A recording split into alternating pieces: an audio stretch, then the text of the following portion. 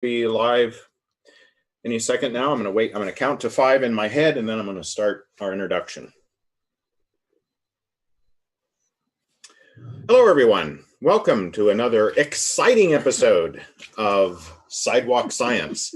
We're live on YouTube, and a reminder that this program is brought to you by the American Humanist Association due to a grant that we've received with our local humanist chapter, which is the Prairie State Humanists. And the Prairie State Humanists are based in the western suburbs of Chicago. We have a meetup site, and most of our meetings these days in the era of the pandemic are broadcast live on Zoom. Feel free to check us out there on meetup.com. Look for Prairie State Humanists. And I encourage everyone to explore the offerings and the philosophy of humanism, especially the American Humanist Association.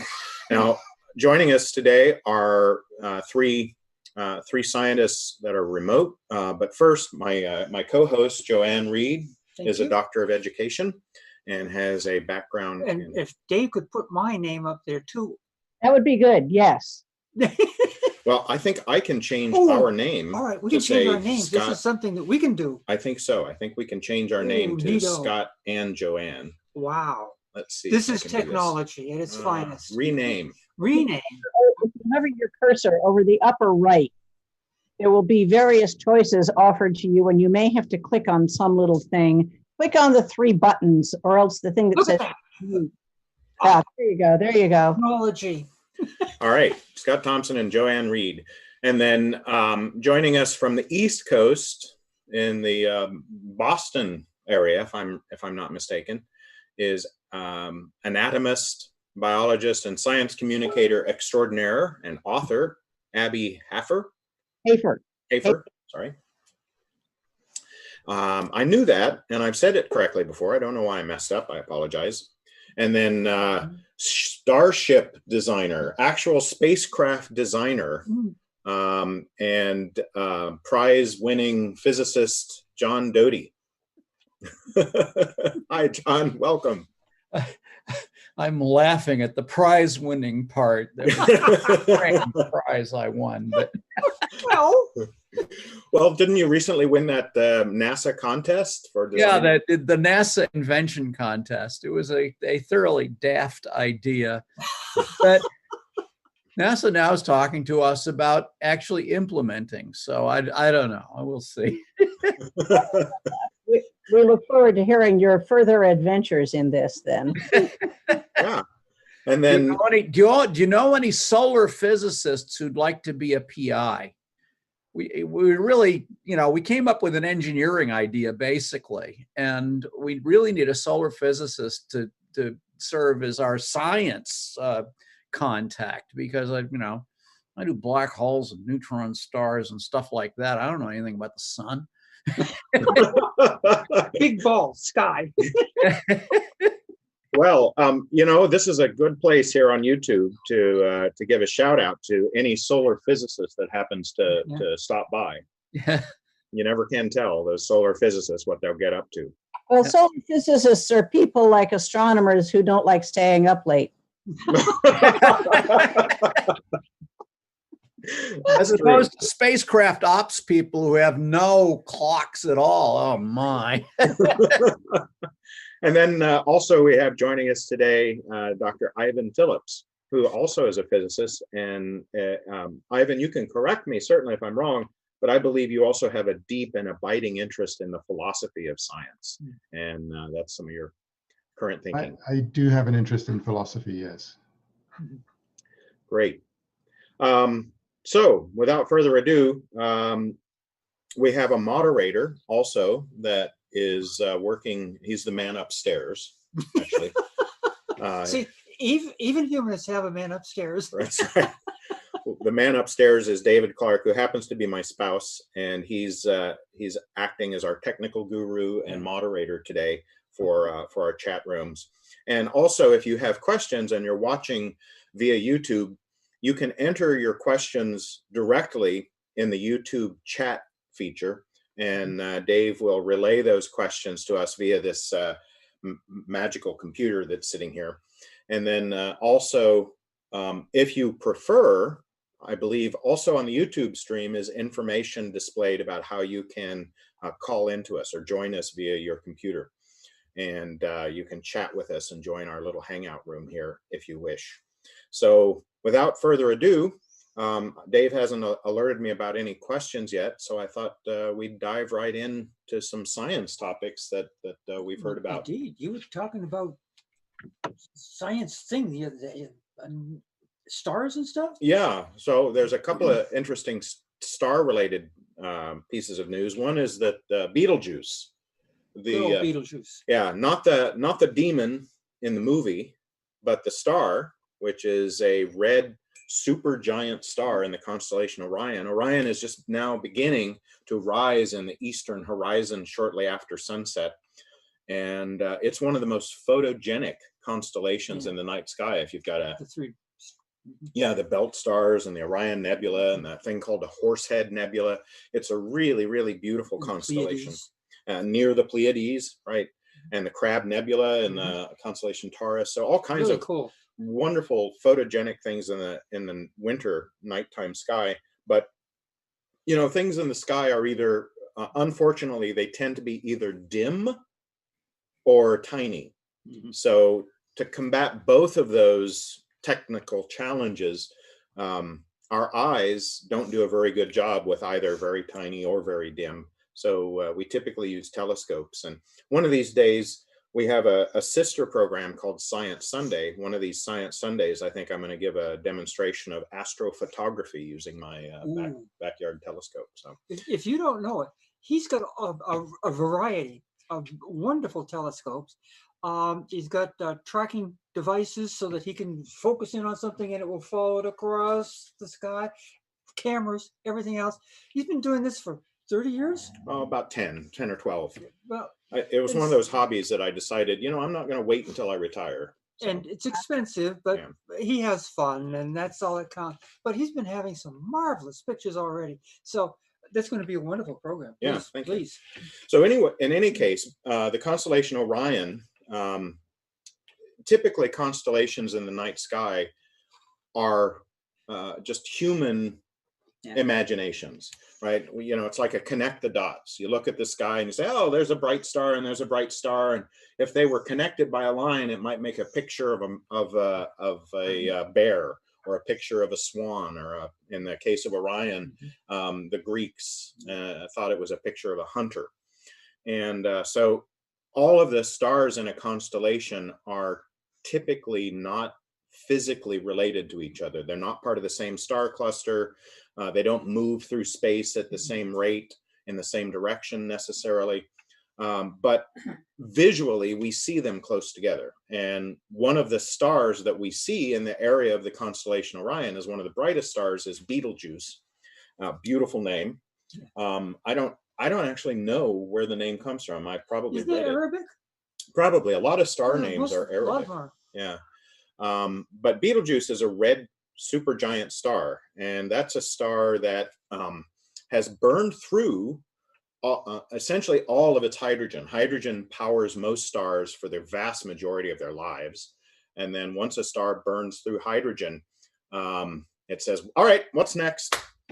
Helium. Helium, that's right. So it starts burning helium, but it burns helium at a much higher temperature, and the outflowing energy creates more pressure on the outer regions of the star, and the star puffs up like a big hot air balloon. And so Betelgeuse is a really puffed up star that's nearing the end of its life, and it's a red supergiant burning helium. Now, a year or two ago, Betelgeuse dimmed perceptibly. Dramatically. Yeah, and scientists were very excited about that. They thought maybe that Betelgeuse was getting ready to do its swan song, its final act, which for a big star like that with a lot of mass would be what's called a supernova, where it runs out of helium fuel, and then for very brief periods of time, brief being anywhere from hundreds of years to thousands of years to a few seconds, depending upon the particular nuclear fuel. It burns quickly through the rest of its available fuel until it reaches iron. And then once it reaches iron, it cannot generate energy any further by fusing iron, and the star dies. And when it dies, if a massive star dies, it implodes. All the gravity pulls all the material, much of the material of the star back down towards the center, and you get this great sonic boom that shatters the star into space. And we see that as a supernova. Now, I'm not going to go into details about supernova today. We might discuss more of that later. But the interesting point is when Betelgeuse started dimming, they thought maybe it had gone through a transition where it was starting to burn perhaps one of those other non-helium fuels and had only a limited amount of time left before it turned into a supernova. Well, since subsequent to that, they thought that instead what happened was that there was a cloud of dust and gas. You know, it's a very dirty star. Big giant stars like that emit a lot of atomic debris. So a lot of carbon, nitrogen, silicon, all over the place. Yeah, a lot of detritus comes off of that star, and they think that it was just a debris and dust cloud that wafted in front of Betelgeuse to make it look dimmer from our perspective. And some scientists recently, as was published, windshield is what you're telling us here. I'm sorry, say that again. It was dirt on the windshield, is what you're telling us. Yeah. And so recently, there was an article that some scientists took an even closer look at Betelgeuse. And one of the great things about a star like Betelgeuse is that it's almost like adding a lot of red food coloring to a vigorously boiling pot. If you were to look at the surface of Betelgeuse, you would see a lot of frothing and a lot of convective currents. And it doesn't really have a well-defined surface like a star like our sun would have. It has a sort of a transition zone of just giant plumes of material, and it's really frothy and indistinct. But they looked at Betelgeuse and did some additional analysis of its brightness and its characteristics. And by the way, it's one of the few stars that is close enough that we can actually just barely make out some of the surface features of Betelgeuse. And they looked at it, and the long and the short of this very long-winded explanation is that Betelgeuse is closer than anyone had previously thought. So not close enough to fry us once is good. Once it turns into a supernova. Really good. That's right. But part of the other part of this study shows that, or at least claims that Betelgeuse is still burning helium. So it still has at least 100,000 total years left of life. Darn. And I was hoping for a big show. Yeah. So I'm looking up now to see what the distance is. So Betelgeuse 25% closer than scientists previously thought, and that's quite a change in its distance. So they think it's about 530 light years from Earth, rather than 750 or so, which was the original estimate. And that's not close. I'm sorry. That's a far, far distant thing. Right. Right. You know, speaking about the distance of the stars, I heard Neil deGrasse Tyson once use an analogy that I really love. He said, if our sun were the size of a period on a printed page, then the closest star to our sun would be 4 miles away. That's the closest star.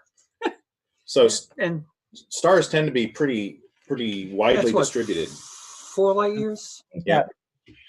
And when I put on my gamma ray burst astronomer hat on, I'm studying things that are 1 billion times farther away than that closest. 1 billion. 1 billion. 10 to the 9th. Wow. Yeah. How do you know, John? How do you know that things are that far away?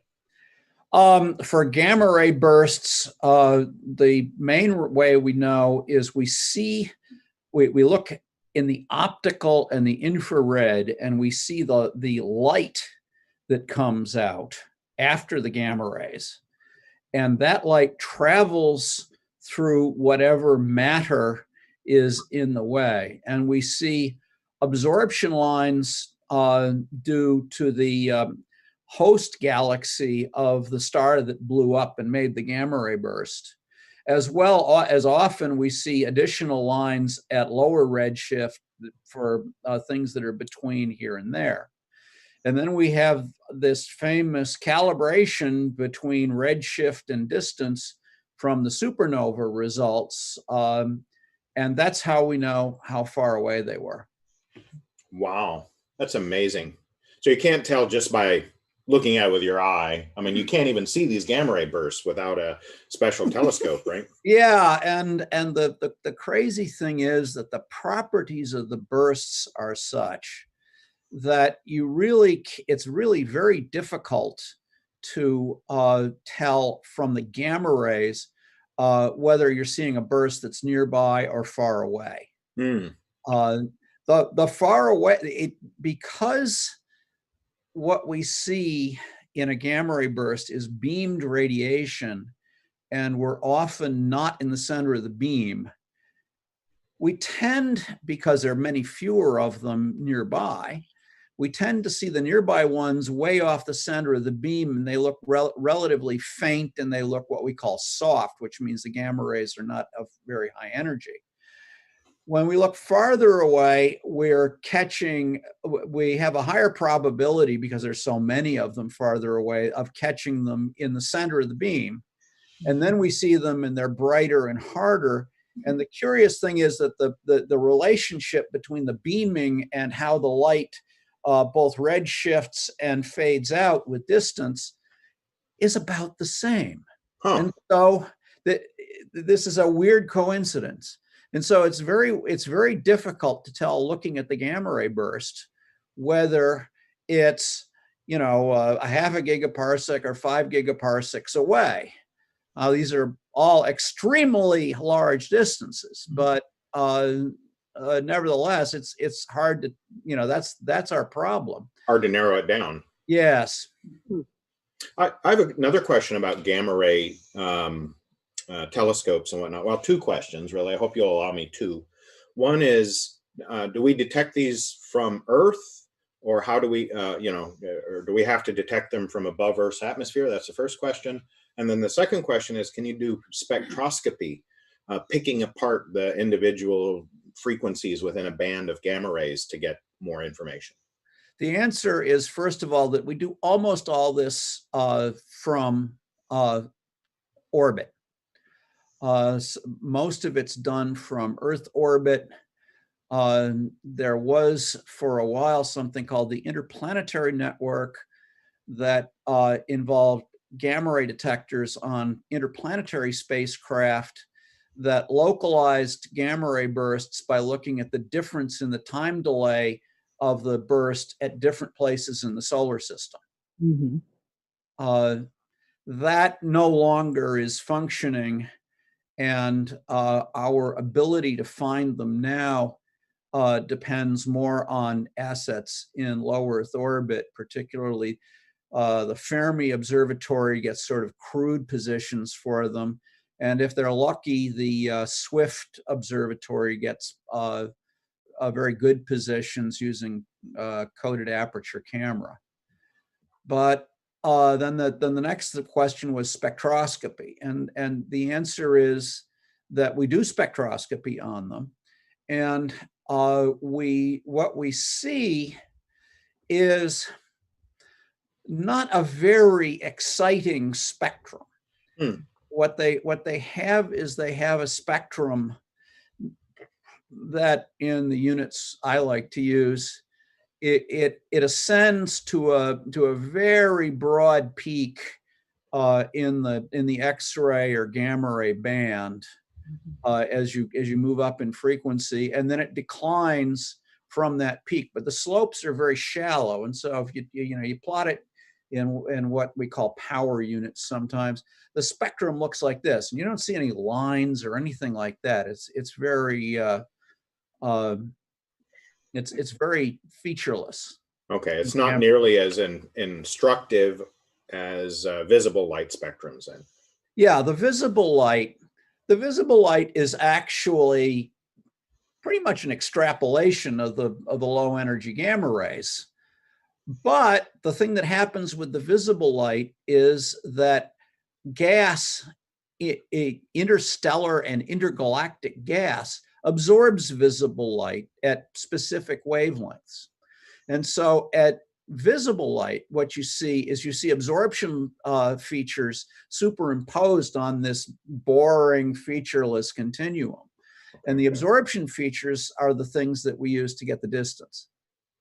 Fantastic. That's amazing. And that's where atomic absorption spectroscopy had its birth. Yes, Fraunhofer. Yes, good old Fraunhofer. The good old Fraunhofer lines, and until we were looking at emission lines, but then we said, well, wait a minute, if the sun can do it, why can't we? So we built bulbs with a specific element in it, and we shine it through a flame, which is aspirating a particular solution, and we look at how much light is absorbed, and that is a direct measure of the concentration. And we've been using that for about 50 years now. So it's a relatively new technique, but then again, 50 years in this world, that's old fart stuff, right? Yeah. Wasn't there some German, if I remember correctly, boy, I wasn't planning on discussing this today, but it brings to mind something I read about some German scientist who spent much of his professional career compiling essentially an encyclopedia of spectroscopic lines that was published around the turn of the century. Well, Fraunhofer was the first one. I don't know of anyone else, but he was instrumental. And of course, everyone said, no, it can't be, because again, the sun is pure. There's no imperfections in it. And he kept going, but there's a line there. Yeah, I think there was a female astronomer who was also instrumental, so to speak, very likely, in discovering elements on the sun before they were discovered on Earth. Mm-hmm. And I apologize sincerely, I don't remember her name right now. I bet Mike Albro would know if you were here with us today. Speaking of corrections, things that I might get wrong, I was wrong the other day when I said that black holes have magnetic fields. I did a little bit of research on that. Black holes are almost like superconductors. They expel magnetic fields. But most of the black holes that we detect, obviously black holes don't emit any radiation of any sort. So we can't detect them by using any kind of telescope.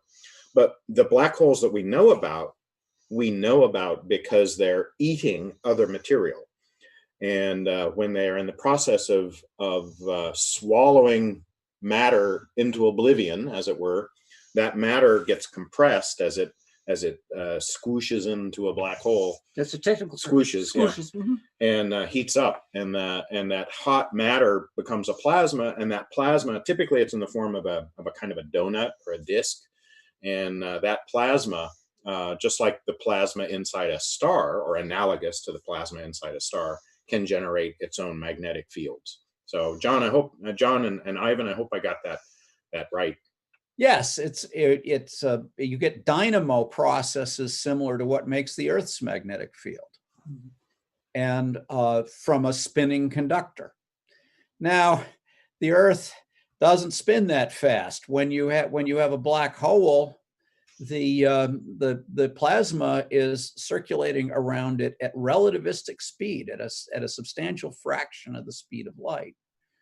And about 20 years ago, theorist Roger Blanford came to MIT and gave a wonderful talk on dynamo processes and we're getting back to gamma ray bursts, on dynamo processes in the accretion disks that we think are down inside the exploding hypernovae that make gamma ray bursts. Because we think that what's going on is that you get a core collapse of a supermassive star, and then that core collapse produces an accretion disk that's down inside the star, and that makes a dynamo that makes an enormous amount, functions as an enormous electric generator and drives the formation of these jets that make these beams of gamma rays. You say that happens inside a star? Yes, it happens inside the star.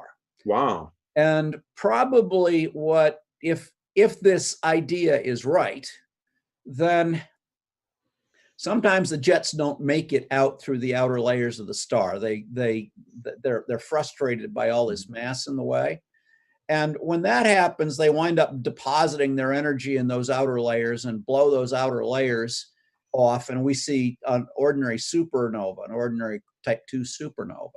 But if the jet manages to blow its way all the way through the outer layers of the star, then and emerge into the space around it, then these old stars blow off shells of gas.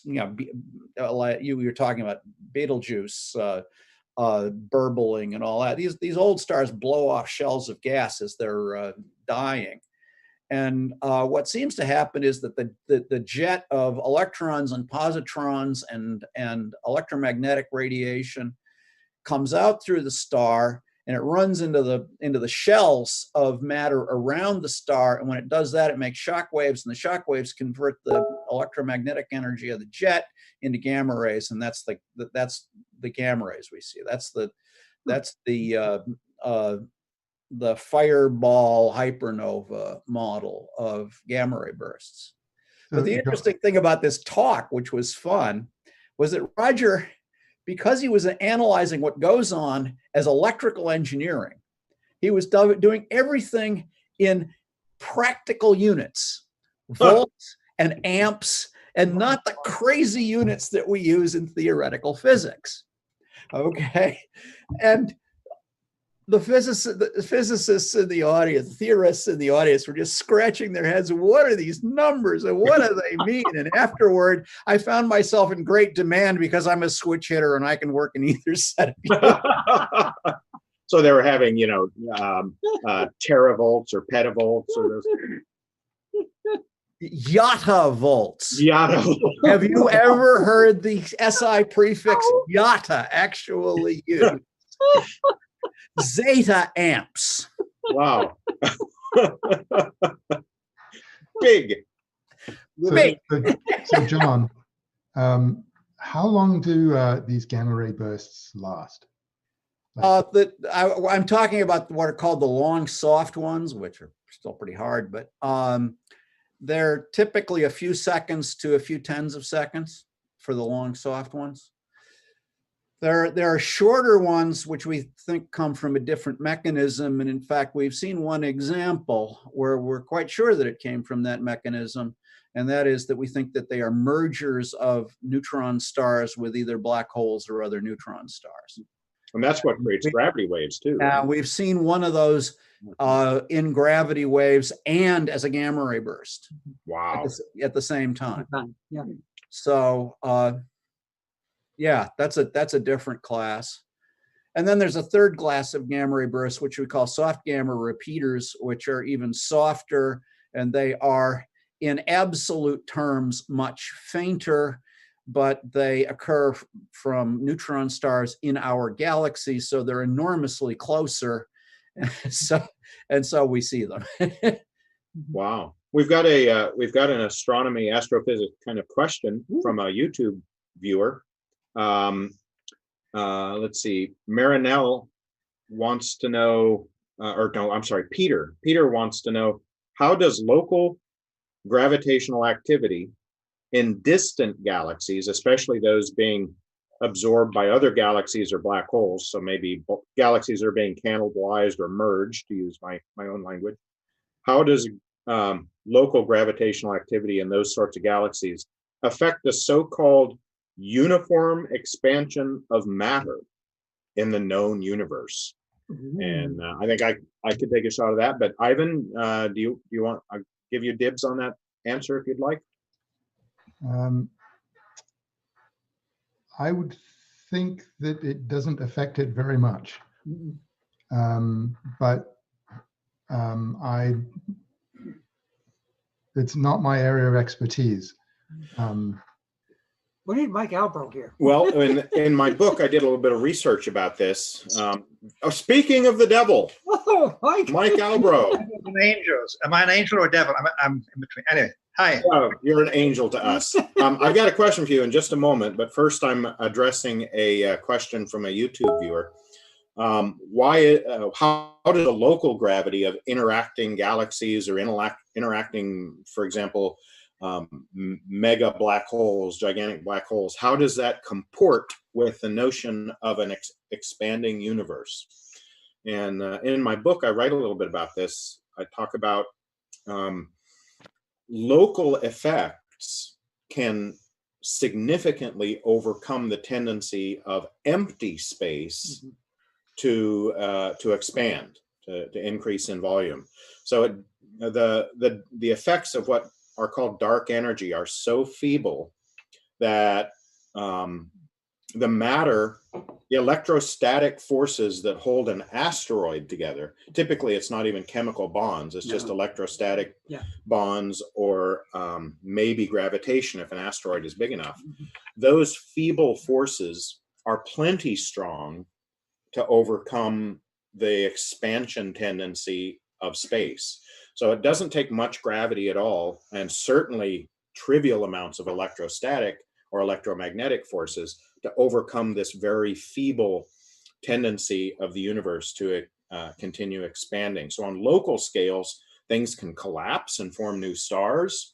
On local scales, galaxies can interact with each other and move more closly together. In fact, we're going to collide with Andromeda. That's right, the great Andromeda galaxy. We're going to be colliding with that. I don't know, probably after this program. Oh, yes. A few billion years after the program. Scott, What's 3 billion years between friends? I have a question about this to you, because I don't quite understand it, honestly. And as a physicist, I don't understand it, because let's say the dark energy is expanding the volume of the universe, and it's gone by a factor of 2 in the last 1 or 2 billion years or whatever. So if that is a property of space, why doesn't it apply to the space within us, within our matter, within our stars, within us too? And yet atoms seem to be the same size. They haven't changed in size, but the whole universe has. So if there's a property of space, I don't understand really. I mean, I understand that gravity is dominant, but I think that's it though, right, Michael? Is that it does affect space everywhere, but it's this extra term treated like an extra term in Einstein's field equations. And because it's relatively small, it's just not going to have very much effect over short distances. Compared to normal gravity. I still don't quite get it, because if it's a property of space, and space is doubling in size every hundreds of millions of years, doesn't that apply to space within atoms as well? Even though it's much smaller than the electromagnetic force, of course, but I don't really understand it, honestly. I think it's called the metric of space-time in general relativity. It's the geometric description of the scale of space-time in different regimes. So in regimes where there's a lot of matter, and in regimes where there's not much matter at all. And matter embedded in space-time essentially binds that space-time more strongly than dark energy tries to spread it out. So no, that's not real. I wouldn't say that so much. The idea that, what are you using as a ruler? Space, the dark energy expands space-time, but if you're going to talk about how much it expands it, you have to figure out what you're using as a ruler. And the answer is that what we use as a ruler is atoms. And so what's happening is that the dark energy is expanding space relative to atoms. If it wasn't expanding space relative to atoms, we wouldn't talk about expanding space, because we wouldn't have anything to refer the expansion of space to. The atoms themselves, our rulers would get this big just by the same factor. Right. And so if the space expands by twice, but the ruler you use to measure it expands by twice, nothing changes. What happened? Nothing. So the whole concept of saying that space is doubling in size requires you to refer back to a ruler. And what we use for rulers, well, right these days, what we use for a ruler is we use a cesium clock and the speed of light. And we just, the definition of the meter is based on how fast a cesium clock ticks, and then how far light goes in that time. But John, the wavelength of light, the wavelength of electromagnetic radiation is increasing with the size of the universe, right? That's how we see it. Well, you can think of it, yes, that the cosmic microwave background is getting stretched out by the expansion of the universe. That's one way of seeing it. But actually, in our normal way of thinking of it as astronomers, we just think of it as Doppler shift. As if you have an expanding universe, the stuff farther away is moving away from you, and so what you see is the wavelength stretched out. You see the frequency reduced. I used to think that, yeah, it's simply the redshift, Hubble's redshift, and so on is simply a Doppler shift of things moving away, as the usual Doppler shift is. But then I was told by professionals that actually the wavelengths, as the universe expands, the wavelengths of light expand too. Yeah, so Sean Carroll, who's a fairly active general relativist, has written about this. I read his blog entry a couple years ago, and he said that it's technically misleading to think about the wavelength of light expanding. So when you think about the surface of last scattering, which is what generated the cosmic microwave background photons that we see, that's when the Big Bang was hot, and it cooled off to the point and became, prosaically, I'll just say, the density fell enough that photons could finally escape from the hot Big Bang. And that's what we see as the cosmic microwave background. What Sean Carroll has written, if I'm remembering correctly, is that you got to be really, really careful when dealing with general relativity. One of the conclusions that the sort of naive view that the photons stretch out as space expands, that naive view leads to a violation of the conservation of energy, because a infrared or a microwave photon has less energy than a bright red photon, which is sort of how this all started back in the day. The cosmic microwave background radiation started as red.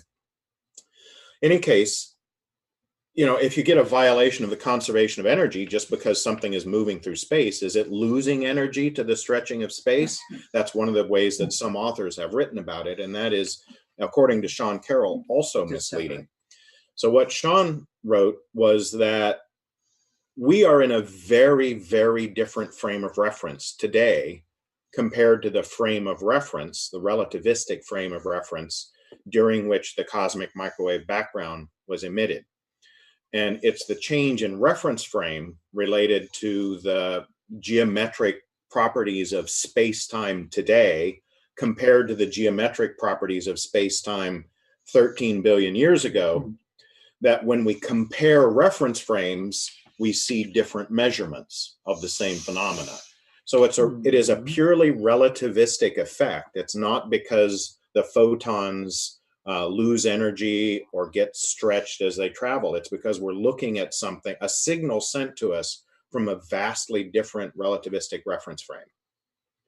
Well, I'm not quite sure I buy this energy non-conservation argument, because I see that the wavelength of the photons, as if they're stretched, the wavelength gets longer and they have less energy, but there's more space. So the total energy is constant, even if the energy density goes down.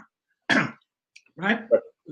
Yeah, the energy per photon, though. So where does a given photon's energy go if it decreases just because it's moving through space? It's not absorbed by anything, right? It's not absorbed and re-emitted as a particle, but as a wave. In this case, it's a wave, and as you stretch space, the wavelength increases and the length of the wave increases as well.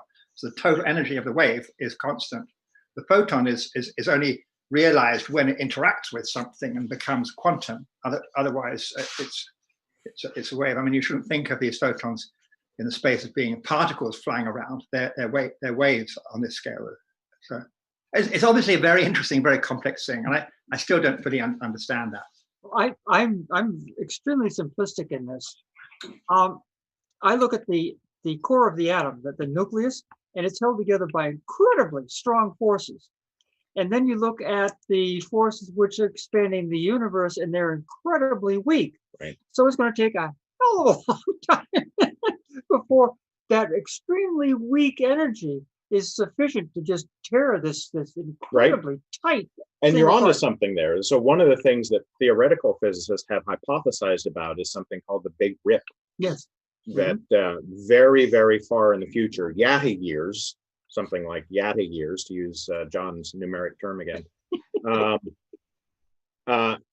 dark energy, the density of dark energy will be sufficient to overcome the electromagnetic and even the strong force binding nucleons within atoms, and all complicated, all composite particles, including nuclei within the universe, will shatter. But that's very yeah. But will that also destroy protons? Which again, yeah, the protons will all have decayed, right? In terms of 40 years, a lot of decayed, right? But anyway, I come back to my point. It seems that galaxies themselves are not expanding. Right. That's right. But the universe as a whole is expanding.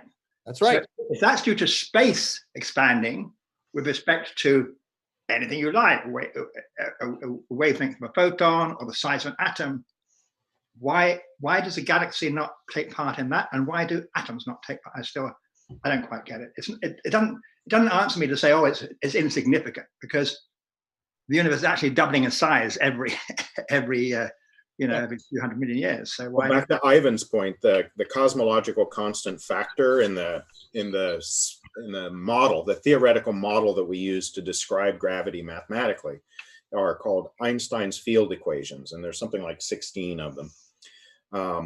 And within those equations is a factor. It's represented by the Greek letter lambda. I don't know why they chose lambda. It was hanging around. It wasn't doing anything at the time, and they said, "Why not?" Why not? Right. Okay.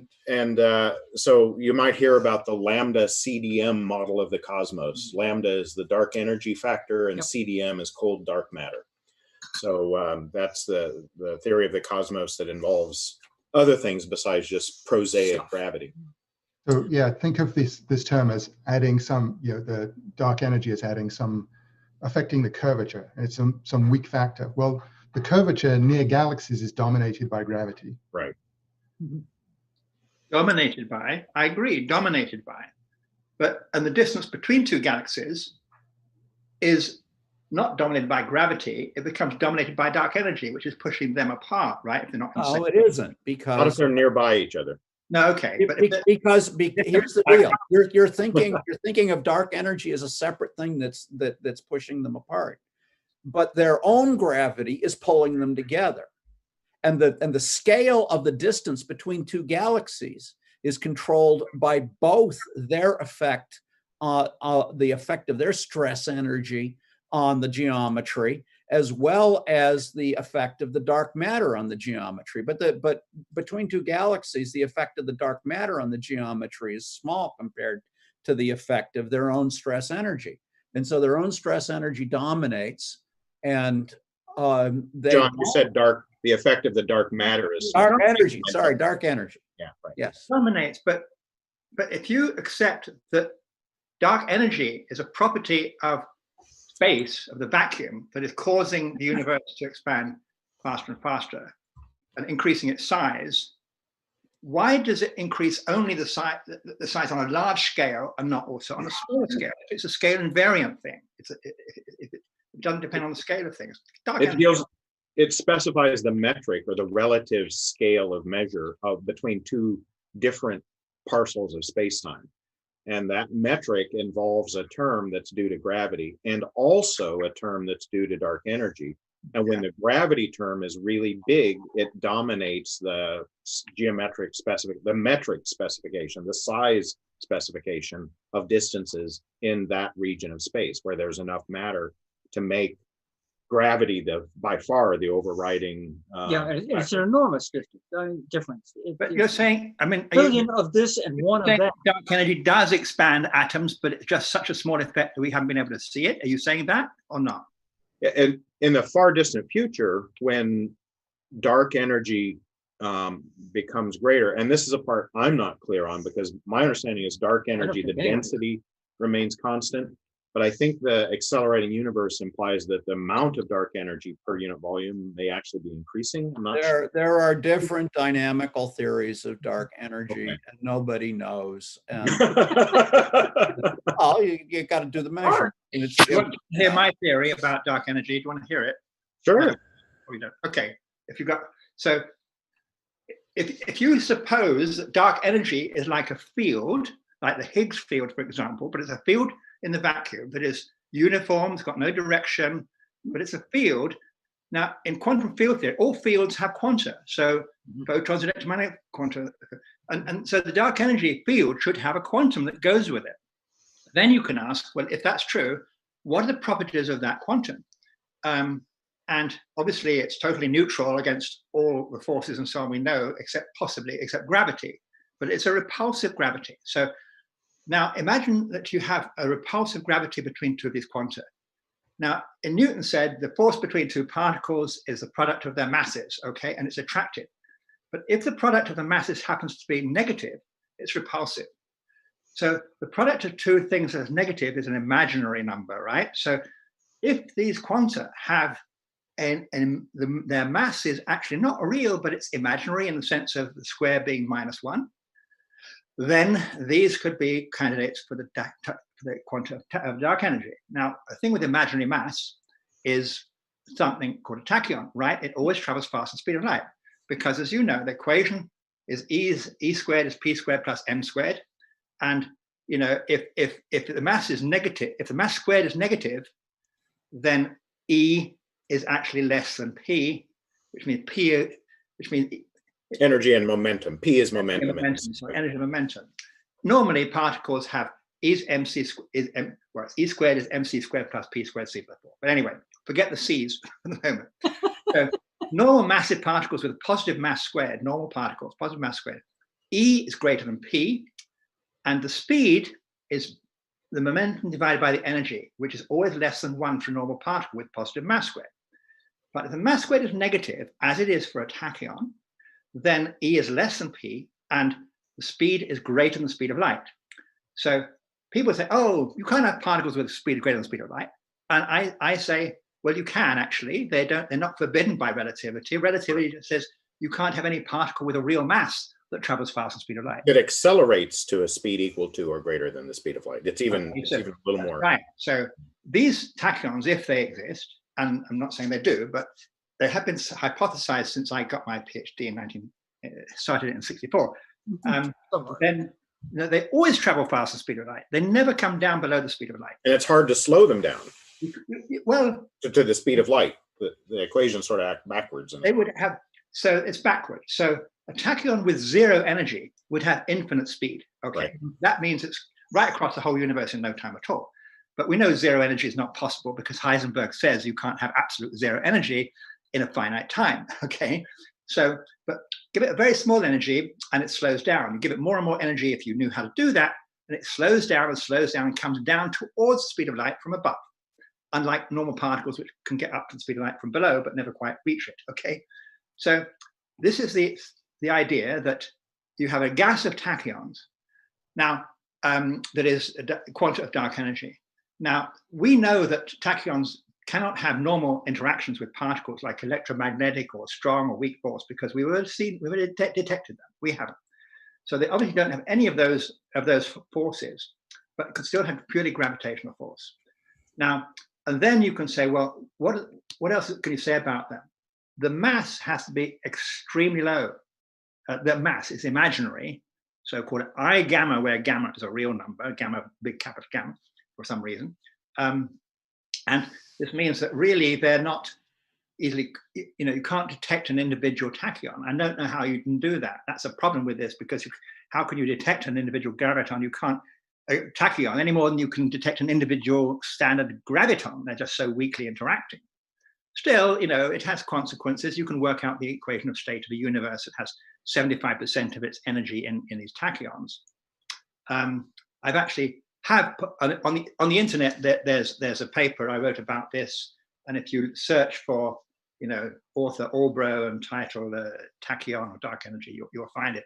I mean, it hasn't received attention, but I mean, I gave a talk about it, and it's not been poured total cold water on, except, you know, people say, well, you know, we can never detect these. Measure it. Yeah. Do you? So that's my theory, and I'm sticking to it. Okay. All right. Michael, do you recall why the mass is constrained to be very small? Yeah.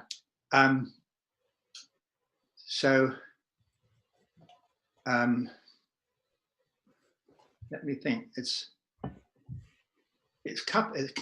with coupling to normal matter being only gravitational. How actually, I had to think about the answer to that. There is, when it operates on the scale of the universe, it has extraordinarily long wavelengths in the parsec, megaparsecs, and so on. But that means very small energy, which is small mass or small imaginary. Small imaginary mass in this case. And you know, actually, if you search for you Google tachyon dark energy, you will find various papers about that, but I haven't seen anyone that specifically is saying, look, these are maybe the quanta of the dark energy field. So we've talked about a couple of points that for our viewers, I think we'll take at least a minute to clarify, and then I want to move on to some topics in biology, evolution, and anatomy. But I want to clarify this notion of imaginary. And when a physicist or a mathematician talks about an imaginary quantity, he's not talking about she's not talking about the Harry Potter universe or some kind of purely fictional construct. When a mathematician or a physicist talks about imaginary, they're talking about an unfortunate name assigned to a mathematically viable, useful, and highly relevant kind of number. It's a whole new kind of number, and it is necessitated at the very least by solutions to the equation of a sort. The square root of -2 equals x, and to find x, you invoke what are called imaginary numbers. And some of you may have heard about that in high school math or in college math. I believe that the name imaginary is really unfortunate, because they have very real consequences in things like electrical engineering and quantum mechanics. Yeah, let me add something to that, because unstable particles, they don't have a really absolutely pure mass. They have an imaginary component to their mass, which is interesting, because you know, in quantum mechanics, if you have something with a sine wave, the wave function of a particle with absolutely precise momentum is an infinite sine wave. All right, it's an infinite sine wave. Now, if the particle decays, its wave function has to dampen down, which means that it's mathematically, it's if you put in a wave equation, the energy or the mass has got an imaginary component, which is responsible for the damping. A really unstable particle has got quite a large imaginary component in its mass. For the damping factor, because it's unstable. The damping factor, right. Right. But particles with no real mass, purely imaginary. Actually, I have a little story, if you don't mind, about this. It's a bit. I happened to be at CERN, and I happened to be in the cafeteria one evening. That day, Stephen Hawking was at CERN, and he was giving a talk in the auditorium. And of course, it was chock-a-block. I mean, absolutely full hours ahead of time, so couldn't get in or anything like that. But I was sitting outside the cafeteria that evening, and out comes Stephen Hawking, surrounded by his retinue, his nurses and so on, and his students and everything like that. And they were looking for a place to plug in his computer. So carpe diem, seize the day, I went and helped. And I sat down and I actually asked Stephen Hawking about, because he's sitting there totally immobile, whether dark energy could have something to do with tachyons. And one of his, of course he didn't respond at all, but one of his smart young physicist in his entourage, said, yeah, we know that tachyons would make the vacuum unstable, so you can't have a vacuum instability. My response was, well, if the universe is actually blowing itself apart, that looks like an instability of the vacuum to me. I don't think he meant it quite like that. But anyway, that was my response. I never did get Hawking to wake up, but he was thinking. What a great story. Yeah. All right, I'd like to move on now to some questions of biology and evolution. We've got about half an hour left. And the first topic I'd like to bring up is a couple stories we've seen recently about ongoing human evolution. Yeah. We'll start with a story about an artery in the forearm. And this artery is common in embryos and human embryos as we develop. And then shortly before or shortly after birth, I don't remember which. But yeah, this artery essentially deteriorates and vanishes from our arm. And something like 60 years ago or so, it was very rare for an adult human being to maintain this artery beyond infancy. Now, a study done, I believe, in Europe has shown that something like 30% of adults that were surveyed retain this additional artery in the forearm. And this has been put forward as a sign of human continued evolution. And I thought, Abby, this would be a great opportunity. The question that immediately came to my mind about this was, and I don't have a presumed answer to this, so I'm just throwing this out there, is do you think this could be better explained? Obviously, it's real. People have measured it. Could it be better explained by a selective advantage? That's one way that evolution happens. Sexual selection, that's a second way. Well, I love that artery in your arm. Or the third way is something called genetic drift, which is just a trait becoming more prevalent in a population because of essentially random amplification. So, Abby, you want to take a shot at that? Well, yeah, I'm going to start off with your basics here. And the basics here go back well over 40 years because I can remember learning it in college when I was taking anatomy. And my professor then said that when it comes to anomalies, you're likely to find a fair number of anomalies in the circulatory system, if any place, because to a large degree, it's a matter of functionality. So long as the blood gets where it's going, exactly where the tube is or exactly how many of them there are is kind of inconsequential. So as a result, if you're basically, you'll find a lot of sort of, variation and small things that are different between individuals in a population in the circulatory system, because as I said, exactly where the tubes are and exactly how the blood gets where it's going is inconsequential so long as the blood gets there. So natural selection doesn't operate on that. I mean, if you have a major arterial problem, natural selection will definitely operate on that. Yes. But as I said, just in terms of the layout of all of the tubes, exactly where the smaller arteries and veins are placed, or whether there's two of them or three, or whether it goes here or here, it's not that important to your survival. Right. And so you will just see lots of variation because those variations are not sort of harshly winnowed away by natural selection because it doesn't really matter that much. So it's kind of the deep background answer is what I just gave you. The article progressed on several other lines. It says things like, as the human face changes over time, we're losing the third molar, the so-called wisdom teeth, because our face is shortening. Also that our long bones, especially in our legs, are increasing in length relative to the rest of us. And that amongst other things, we're growing a fratella, that is a patella in the back of the leg, in addition to the patella in the front of the leg. kneecap, right? So instead of a kneecap, we're developing a back of the leg cap. Huh. And they're pointing out all these things that are just sort of occurring and going, is this evolution? Well, thinking of the shortening of the face, there was a recent study that came out, and I would have to go back and dig it up. But basically, the conclusion was that this is because of changes in diet, that the length of the jawbone is influenced by how hard you chew as a child.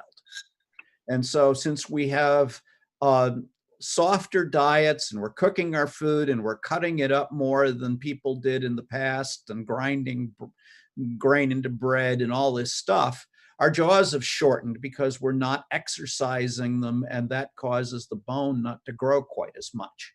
Well, that brings into mind that's not evolution, that's a lifestyle change. And presumably if we went back to having tougher diets, our jaws would get longer. Now, as for this arterial thing, it's happening way too fast for evolution. So I think it's got to be some lifestyle thing. Well, that brings up two things. Abby, you can certainly correct me if I'm making an error here. But one point is that evolution does try to favor things that use less material and less energy, as long as it doesn't impose a survival penalty. So if it takes more energy and more material to build a bigger, stronger jaw, and that's no longer needed for survival, that will be selected out without you having to die because you have a large jaw necessarily. Well, but you kind of do have to die because you have a large jaw, because that's how it works.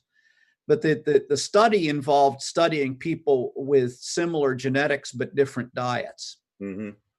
Right. And what John is getting at here is an interesting thing having to do not even with genetic expression, but essentially with development and in postnatal development, I will say. Having to do with what you do with your body will actually influence how you look. And that can include even things like whether if you chew a lot. Okay, now I will back up a little bit again because another thing that you learn in anatomy, which is really cool that we didn't understand until maybe 20 years ago, is that bones change in adulthood. This was something we didn't fully realize. So that you've probably heard of osteoporosis and things like this. But the point is that, okay, what will affect both bone density, but also bone size, like the girth of a bone and things like this, not the length of a long bone, how tall you get. It's very difficult to change the length of your bones as an adult, but it is relatively easy to change the girth of your bones as an adult and the density of your bones as an adult, which is something we didn't know until about 20 years ago. But archaeologists use that, or anthropologists and archaeologists use that to determine if bones of people in Pompeii, for example, or Herculaneum were laborers or not. Right. Right. A farmer will have big, heavy bones, whereas a person who's working at a computer all their lives will not. Right. And that comes down to both diet, the amount of calcium in your diet, and the amount of vitamin D that you're getting either dietarily or through the sun. But also from the amount of what is called weight-bearing exercise that you do.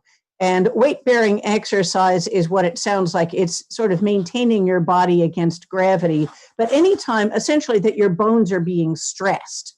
So yeah, a laborer that's busy hitting things all day or picking things up and so on, such that you are stressing your bones. It's really cool. What happens is that when your bones are, pounded in some way, if you, jump and land, when your bones are stressed in that way, the crystals in the bones, the calcium crystals basically emit a very, very weak electric signal. Is it a scream like, ouch? Yeah, more or less, except they do it electrically. That actually attracts bone-forming cells to that area, so that more bone grows where bone is being stressed. And that is strictly a physiological response. It's not, evolutionary. I'm going to wait till this plane goes overhead. Well, John knows about this. Yes. Well, I actually was aware of it and employed it this past year because I broke my ankle. And as soon as I got out of the cast, I was walking 3 to 5 miles a day. Yes. And lo and behold, my rehab took 6 months less than it was supposed to. Right. Wow. Yeah. When it comes, the tricky thing with things like that is that essentially what is good, you have to stress things the right amount. Too much stress and you can re-break things, or if it's a joint injury, cause yourself problems. But on the other hand, sort of the right amount of stress, which can actually be quite a bit, will actually make your bones both more dense, but also that you can increase their girth. So as I said, it's calcium, it's vitamin D, and it's weight-bearing exercise. And so getting back to the jaw, this can apply to jaws as well. If you're busy doing a lot of fairly heavy chewing and stressing those bones a bit, you're going to be attracting bone-forming cells to that area, and you're going to wind up with a more massive jaw. And that doesn't have to do with evolution. That has to do with kind of this fun, it's sort of, well, I mean, I've told you what it is, but in terms of evolution, it's essentially a little bit of, I won't call it choice because it's not, I'll just call it variability based on your life. Evolution has given you a range of options is kind of what it comes down to. And if you use the option of having to chew a whole lot, then you wind up getting a larger jaw. If you don't chew a lot, then you don't. Well, the same thing happens with brains, right? Brains are one of the most plastic tissues in the human body. And this old adage, use it or lose it. There have been studies that show that people that have early onset dementia, if they become more active with solving puzzles and doing intellectually challenging things, they can statistically delay, well, to a statistical significance, delay the onset of some of the more severe symptoms. I'm not saying this is a cure, but one of the pieces of evidence that using your brain changes your brain.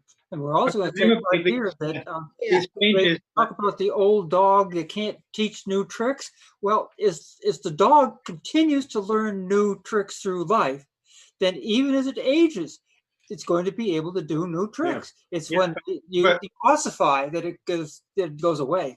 Right, but presumably it only has anything to do with evolution if any of these changes actually affect the DNA in the sperm or egg of the parent of the next generation, right? Otherwise they don't. Okay, is that correct? Right, that's correct. Well, there are two ways to look at it. One is that if you exercise your legs and you make your bones thicker, that's not going to affect how thick the bones of your offspring are. Right. But the other way to look at it is that evolution in the long haul is going to favor the survival of organisms that adapt to the stresses in their environment. Fair. And so you are pre-programmed to make stronger bones if you have higher stress on them by evolution. Essentially, if your DNA gives you a range of options, like a range of options with jaw size and this kind of thing, that's advantageous. As for brains obviously are interesting in lots of ways. Brains are energy hogs. Yes. So even though we as a species like to think that we are very smart, and that's one of the things that we pride ourselves on, so we think that all organisms really, ought to want evolutionarily to be as smart as possible. Not actually true, because brains are energetically very expensive. So if you can get along with less, you may last longer in a starvation situation. we as a species have kind of, put a lot of our poker chips on being smart. So, we tend to have large, energetically expensive brains. But interestingly, again, until maybe 20 years ago or so, we thought that you did not get any new brain cells beyond a certain rather young age. That neural tissue was simply set at zero reproduction. So once you reached a certain number of brain cells, you had to take care of them because you weren't getting any new ones.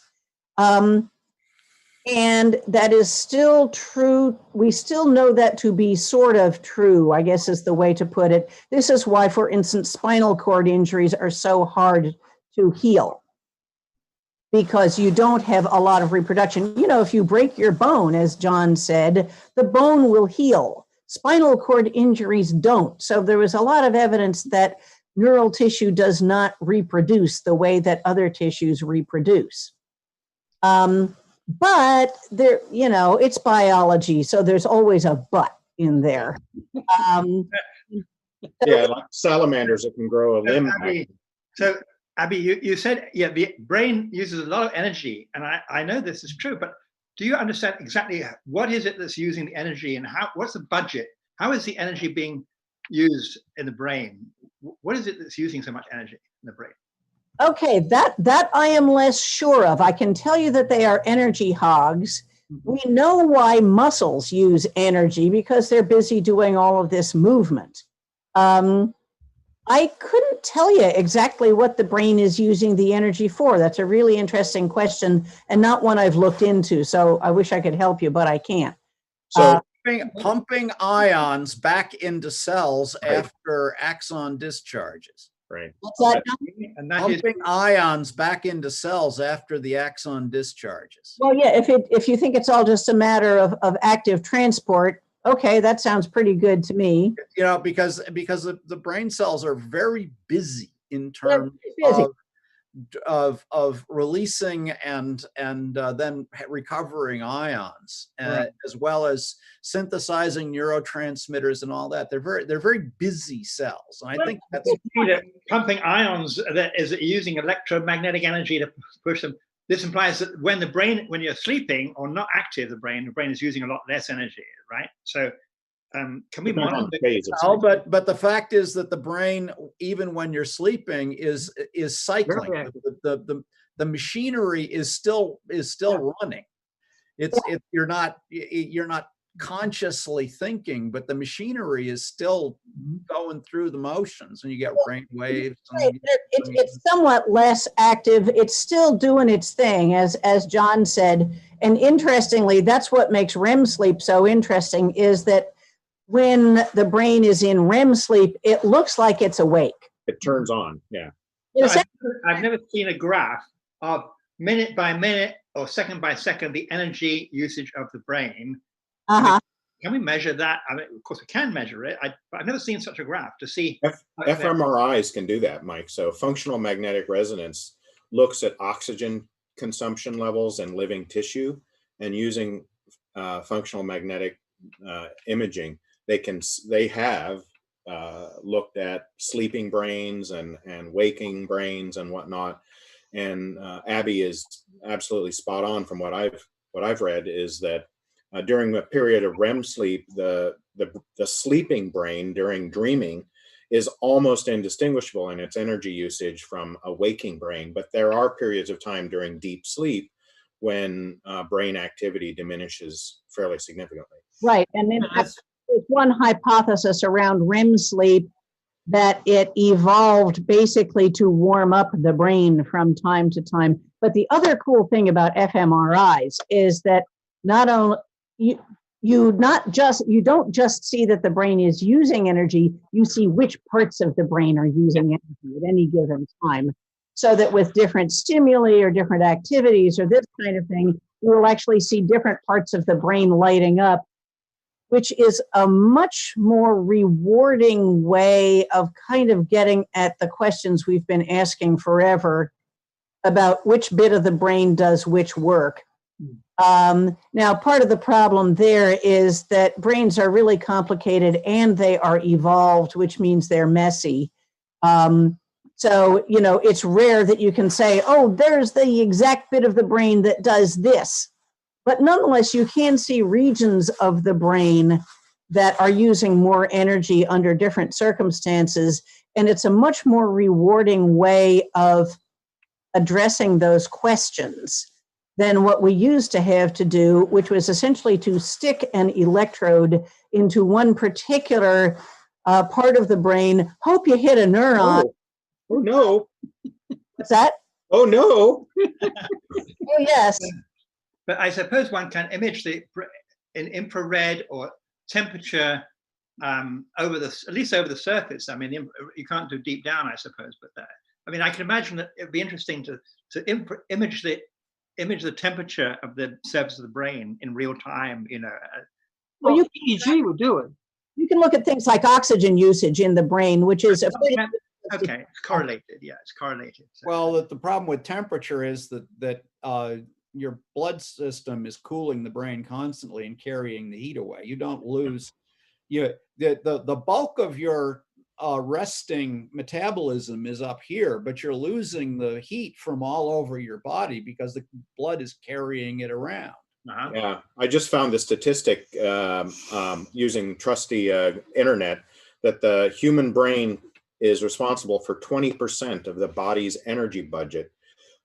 Abby, I think the human brain is something like 5% of our material mass, but it's 20% of the energy. It's a real energy hog. Interestingly, speaking of that, and you know, speaking of sort of favoring choice, for lack of a better term, not active conscious choice, but chickadees. You're probably familiar with chickadees, little birds, you know, about this big with the cute little black caps and everything. It turns out that they actually lose part of their brain every winter. And then it grows back in the spring. So, you know, I guess when they need to be doing more things having to do with nest building and otherwise being active in their environments, their brains actually grow in the spring, and then in the winter, when it's cold and there's not as much food and they need to save energy and the like, their brains, some of those neurons go away again. I wonder if this something similar happens to hibernating other hibernating animals like bears or frogs. Yeah, I'm not sure if they use brain mass or if everything just gets turned way down, or rather I can say I know everything gets turned way down. I'm not sure if they lose brain mass during that time or not. I mean, certainly. I feel like it happens to me all the time. So. Especially in the winter, Ivan. Yeah. Yeah, I was thinking of that 20% budget. When we go to sleep, our large muscles, they just sort of collapse and they're not doing anything. But the brain is still active, as we pointed out. So this is part of that budget. The brain never shuts off. Yes, it reduces the amount of activity, but even at the low level of activity, it's still bustling, it's still churning, it's doing all sorts of crazy things, and we have no idea what it's doing. It's just active. So it's sort of like an engine that's normally running at 8,000 RPM, and it slows down to 4,000. It's still going really fast. It does shut off though, Joanne, but only once. And we try to avoid that. Yep. And the other thing they've been doing with electroencephalograph, they've got full skull caps. Yeah. With 30, 40, 50 different things that they're monitoring the brain all at the same time. And again, it's much more comfortable to sleep than in an MRI. And they're looking at the brain and seeing this incredibly active device and going, oh, we didn't know that. It's just incredible. And then the third thing is when you have a stroke and it physically destroys part of your brain, that you can recover in two different mechanisms.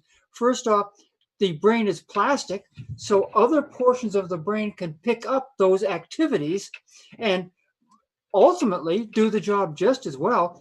And you can, in fact, create new cells in that area picking up that function, and in many cases it comes back as completely the same amount of skill and ability as you had in the past. So the idea that the brain is just going away over time isn't true at all. Well, there's I'm not sure, by the way, that the 40 electrodes is less comfortable than having an MRI of your head. I've never done the 40 electrodes, but I have had an MRI of my head, and it is loud. I don't know how you could sleep. Bang, bang, bang. Well, one of the things that I know about physiology is that during the teen years, preteen and early teen years, there's a really significant pruning of neurons that happens in the human brain. At puberty. The question that really interests me, I mean, a future Nobel, let's see, I can remember a nursery rhyme from when I was 3 or 4 years old, and it's in there somewhere, but we have no idea. I mean, it's probably not localized, that in which case, if you just cut out a little bit of the brain, that would go away, that memory would go away. It's probably more distributed, some holistic thing. Like a hologram. I mean, this is something am I right? I mean, we just don't understand how memory is stored at the physical, chemical level. I mean, it's complicated, right? But it's something we've got to find out in the 21st century about that, I don't want to say that we know everything about. Sorry, Abby, go ahead. I was just saying, there's still a lot that we don't know. And, unfortunately, we kind of like the idea that, you can, if you look at the digestive system, you can say, oh, there's the stomach. And you find out what the stomach does, and it has a bunch of specific functions. Or, there's the spleen. But when it comes to the brain, it's like, it's in different lobes, and there are some various different bodies within it. And some of them do have specific functions.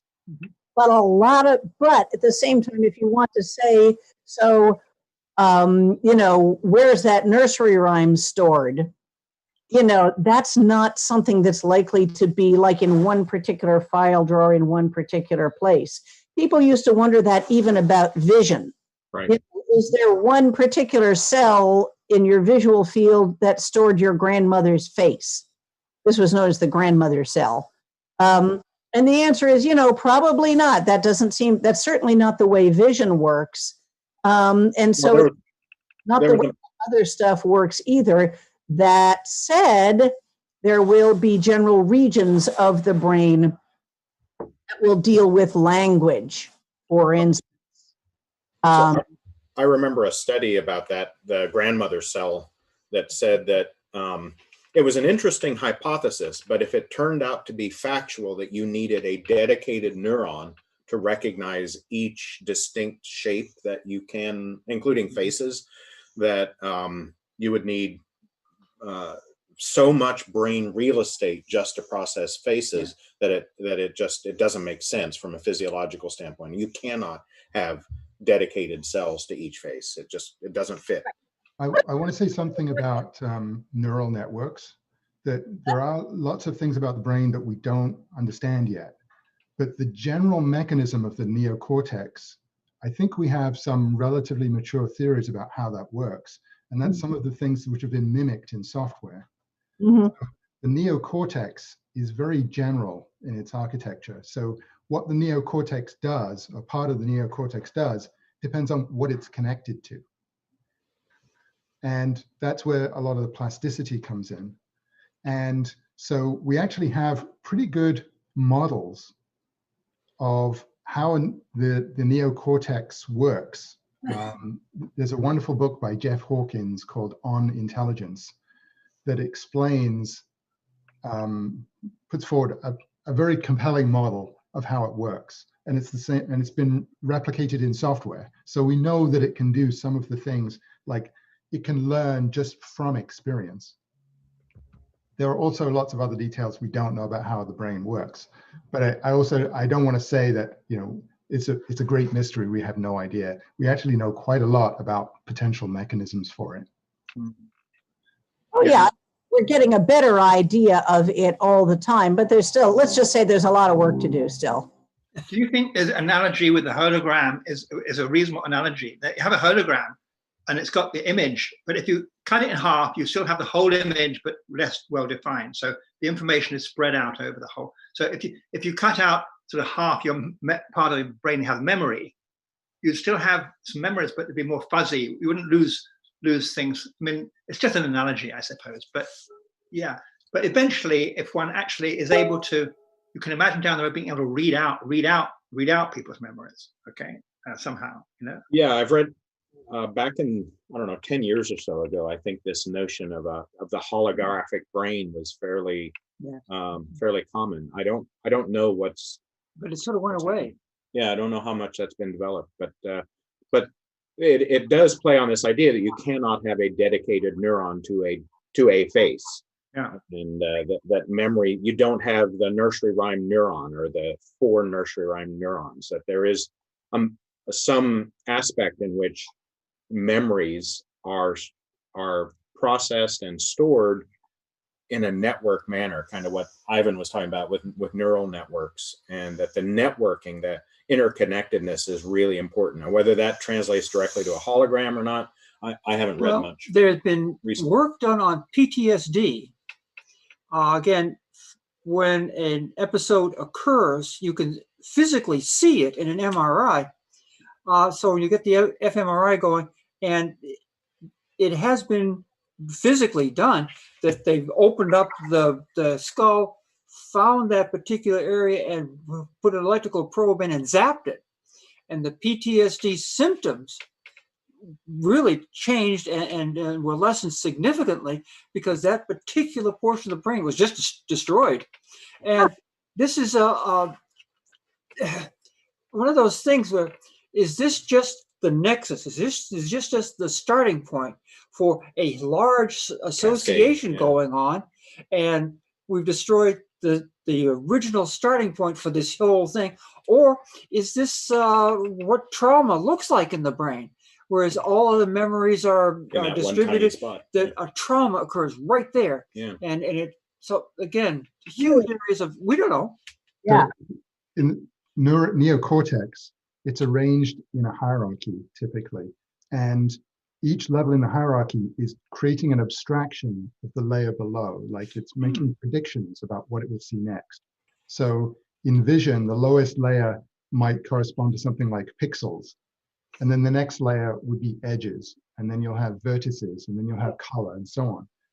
And so if you imagine, you're looking straight ahead and a rabbit climbs into the scene and walks across, your field of vision, at the lowest level, the pixels are changing, right? There's all these pixels changing as the grass is blowing in the wind and the rabbit is moving across. But then the different layers, at some layer higher up, there's an abstraction for a rabbit. Mm-hmm. Mm-hmm. When a rabbit walks into the scene, that neuron turns on and says, there's a rabbit in this scene. So I have to give us a time check here. We're at 3:30, and that's our 90 minutes. I would 4:30.